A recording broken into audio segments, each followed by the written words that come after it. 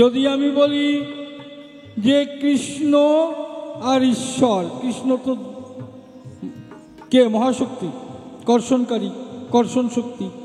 তাহলে ঈশ্বর পাঠালেন কাকে? কৃষ্ণ রূপে ধরাধামে। তাহলে সে হচ্ছে প্রকৃতি আর ঈশ্বর হচ্ছে পুরুষ। ঠিক সেভাবে এখানে বলছে যে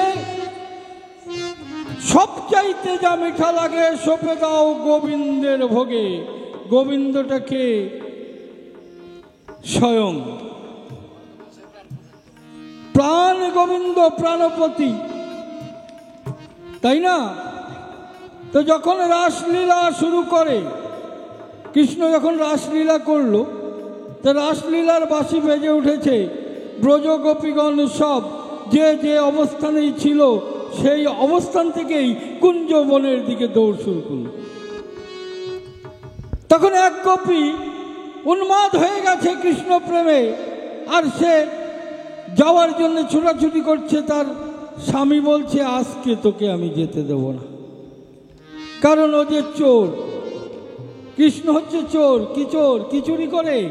তাহলে ও যে মনোচোরা, মনোচোরা, ও মন চুরি করে।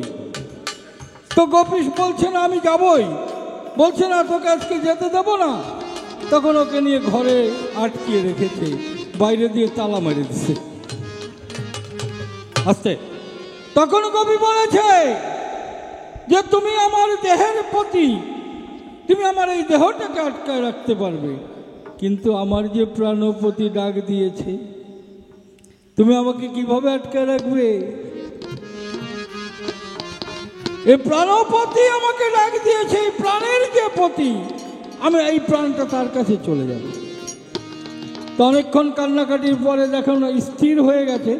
স্বামী গিয়ে দরজা খুলে দেখে অসার দেহ পড়ে আছে, প্রাণটা নেই। ওই গোপীর প্রাণটা নেই।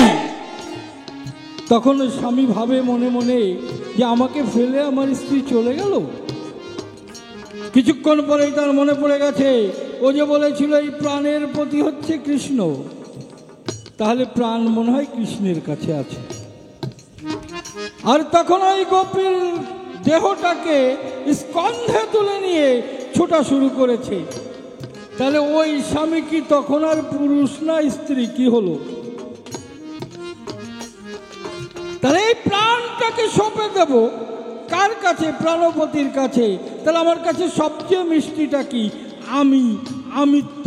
ওই বউ ভুলা ভান এগুলো কিছুই না। আমার বাবাজি আব্দুল হাই প্রশ্ন করেছে যে আমার সবচেয়ে প্রিয়টা কি? তা আসলে সবচেয়ে প্রিয় আব্দুল হাই তুমি, তোমার সবচেয়ে প্রিয়।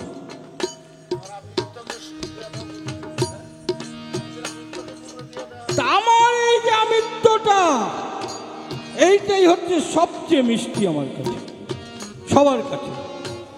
এই আমিত্বটাকে যদি সঁপে দিতে পারো তাহলে কি হবে? তাই পঞ্চরস একত্র করা, প্রেম রসের হাড়িতে ভরা। তখন তোমার দেহের যে পঞ্চরস উদয় হয়, কোথা থেকে উদয় হয়? ৭২,০০০ নারী বসতি করে এই দেহে ভামে। আর এই ৭২,০০০ নারী নিষ্কাশিত হয়ে যে রসের উৎপত্তি হয়, এটা পঞ্চস্থান থেকে আসে, তাই এটার নাম পঞ্চরস।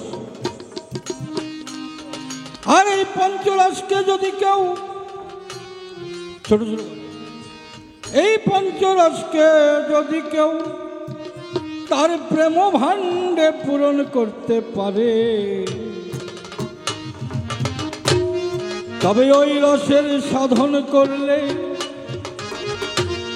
পঞ্চরস একত্রিত হয়ে ডাইলেশন হয়। আর সেই ডাইলেশন হয়ে ৩টি রসের উদয় হয়।